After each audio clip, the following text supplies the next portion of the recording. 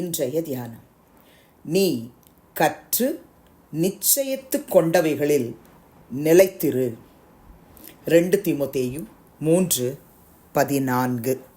ஆண்டவரும் இரட்சகருமாகிய இயேசு கிறிஸ்துவின் நாமத்தினாலே இந்த காலை வேளையிலே இன்றைய தியான நிகழ்ச்சியின் வாயிலாக உங்கள் ஒவ்வொருவரையும் சந்திப்பதில் நான் கிறிஸ்துவுக்குள் மிக்க மகிழ்ச்சி அடைகிறேன். பிரியமானவர்களே, அப்போஸ்தலனாகிய பவுல் தன்னுடைய உத்தம குமாரனாகிய தீமோத்தேயுக்கு எழுதுகிறதான இந்த 2வது நிருபம், இந்த 3வது அதிகாரத்தில் முதல் வசனத்திலேருந்து நீங்கள் 17ஆம் வசனம் வரைக்கும் தயவுசெய்து இன்றைக்கி கொஞ்சம் உட்காந்து வாசிச்சுட்டு அதுக்கு பிறகு நீங்கள் வேலைக்கு போங்க, ஸ்கூலுக்கு போங்க, காலேஜுக்கு போங்க, ஊழியத்துக்கு போக நம்ம அர்ப்பணிச்சுட்டு இந்த அதிகாரத்தை படிப்போம். பிரியமானவர்களே, பவுல் எழுதுகிறார் தீமோத்தேயுக்கு, மேலும் கடைசி நாட்களில் கொடிய காலங்கள் வரும் என்று அறிவாயாக. கடைசி காலம், நம்ம இருக்கிற கடைசி நாட்களில் எப்படிப்பட்ட காலமாக? கொடிய காலங்கள் அப்படின்னு சொல்லிட்டு எப்படிப்பட்ட மனுஷர் இருப்பாங்க அழகாக எழுதுகிறாரு.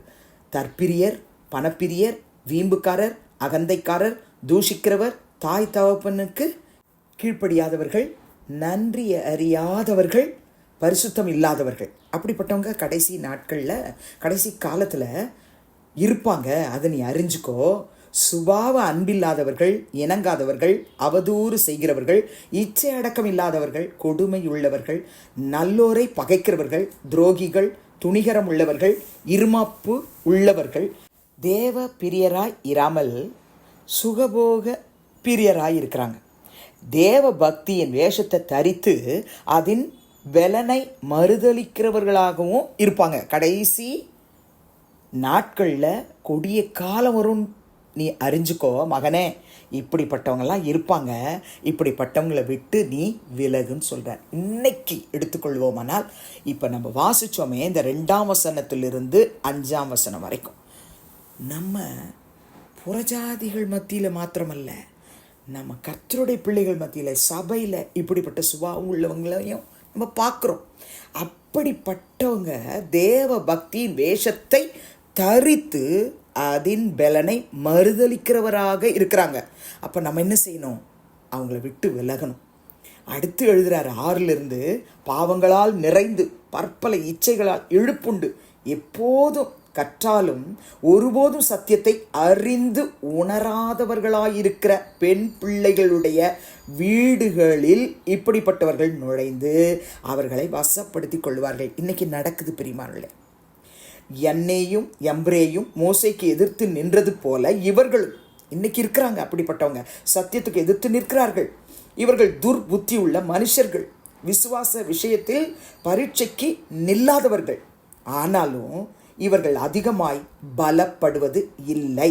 அவ்விருவருடைய மதிகேடு எல்லாருக்கும் வெளிப்பட்டது போல இவர்களுடைய மதிகேடும், அதாவது இன்னைக்கு நம்ம பார்க்குறோமே இப்படிப்பட்ட சுபாவமுடையவர்களுடைய மதிகேடும் வெளிப்படும். எழுதிட்டு 10ஆம் வசனத்தில் எழுதுறாரு, தீமோத்தேயுவே, நீயோ என் போதகத்தையும் நடக்கையையும் நோக்கத்தையும் விசுவாசத்தையும் நீடிய சாந்தத்தையும் அன்பையும் பொறுமையையும் அந்தியோகியா, இக்கோனியா, லிஸ்ரா என்னும் பட்டணங்களில் எனக்கு உண்டான துன்பங்களையும் பாடுகளையும் நன்றாய் அறிந்திருக்கிறாய்.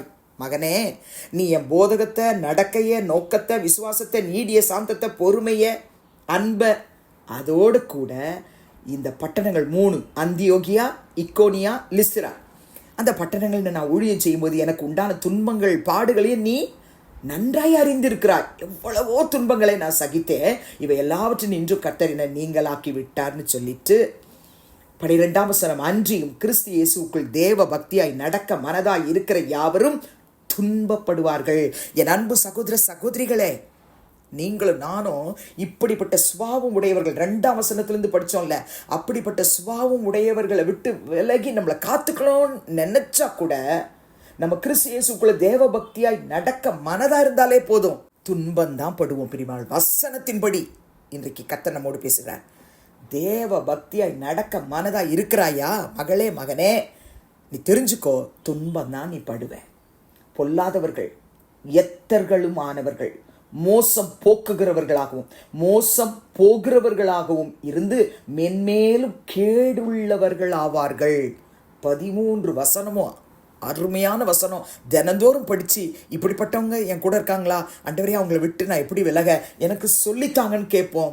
கர்த்தர் விளக்குவார். அதெல்லாம் சொல்லிட்டு தான் 14ஆம் வசனத்தில் சொல்கிறார், நீ கற்று மகனே, என்கிட்ட இருக்கிறல்ல, என்னை பார்க்குறல்ல, என் போதகத்தை கேட்குறல்ல, என் விசுவாசத்தை பார்க்குறல்ல, என் அன்பை பார்க்குறல்ல, என்னுடைய பொறுமையை பார்க்குறல்ல, என்னுடைய சகிப்புத்தன்மையை பார்க்குறல்ல, நான் பாடுபடுறதை பார்க்குறல்ல, நீ கற்று நிச்சயித்து கொண்டவைகளில் நிலைத்து இரு என்று சொல்ல. அப்போ நம்ம நிலைச்சு நிற்கணும்னா இந்த நிருபத்தில் உள்ள காரியங்களை நம்ம அதிகமாக வாசிக்கணும். பெரியமாளே, எப்படி நம்மளை சத்துரு வஞ்சித்துடுவான், அதிலிருந்து நம்ம எப்படி விலகி நம்மளை காத்துக்கணும், படித்து அதில் நிலைச்சிருக்க ஆண்டவர்கிட்ட கிருபையை கேட்கணும். அது மாத்திரமல்ல, அப்போஸ்தலனாகிய பவுல் இதே 2 தீமோத்தேயு 1ஆம் அதிகாரம் 13ஆம் வசனத்தில் எழுதும் பொழுது தீமோத்தேயுக்கு, நீ கிறிஸ்து இயேசுவை பற்றும் விசுவாசத்தோடும் அன்போடும் என்னிடத்தில் கேட்டிருக்கிற ஆரோக்கியமான வசனங்களின் சட்டத்தை கை கொண்டு இரு.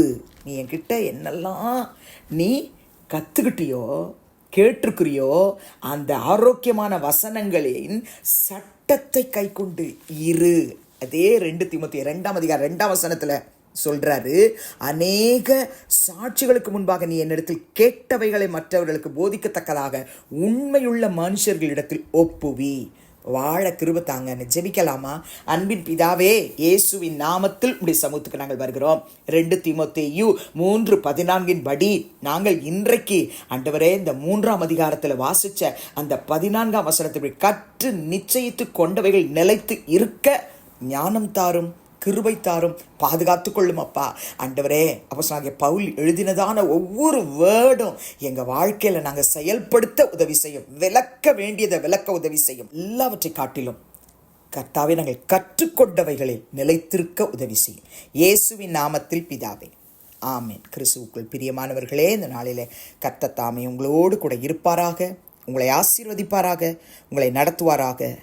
ஆமேன்.